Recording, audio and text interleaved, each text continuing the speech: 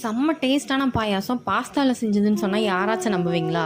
கண்டிப்பாக உண்மைதாங்க. அதுக்கு நீங்கள் ட்ரை பண்ணி பாருங்கள். இந்த பாயாசத்துக்கு 50 கிராம் நான் வந்து பாஸ்தா எடுத்திருக்கேன். இதை நல்லா தண்ணியில் கழுவி வச்சுக்கோங்க. அதுக்கப்புறமா தண்ணி வந்து ஒரு 100 ml அடுப்பில் வச்சுட்டு நல்லா கொதித்து வந்ததுக்கப்புறமா இந்த பாஸ்தாவை அது கூட சேர்த்துட்டு சிம்மில் வச்சுட்டு கொஞ்சம் கிண்டி விட்டுட்டே இருங்க, இல்லைனா அடிப்பிடிச்சிரும். இப்போது இந்த பாஸ்தா வந்து நல்லா கொதித்து ஒரு நல்லா வெந்ததுக்கப்புறமா நீங்கள் வந்து கத்தி எடுத்து கட் பண்ணிங்கன்னா அது வந்து கட் ஆகும். அந்த அளவுக்கு நல்லா வெந்ததுக்கப்புறமா ஒரு பவுடர் ரெடி பண்ணிக்கோங்க.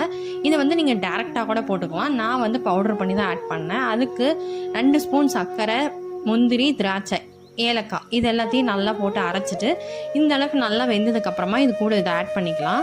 இந்த பவுடர் போட்டுட்டு ஒரு 2-3 நிமிஷத்துக்குள்ளேயே பாலையும் ஆட் பண்ணிக்கலாம். நான் வந்து எந்த கப்பில் வந்து பாஸ்தா எடுத்தனோ அதே கப்பில் வந்து பால் எடுத்திருக்கேன். நீங்கள் வந்து உங்களுக்கு தேவையான அளவுக்கு எடுத்துக்கலாம். அவ்வளோதாங்க. பாலை வந்து 2 கொதி விட்டு எடுத்திங்கன்னா பாயாசம் வந்து சூப்பராக ரெடி ஆகிடுச்சு. கண்டிப்பாக ட்ரை பண்ணி பாருங்கள், வேறு லெவலில் இருக்கும்.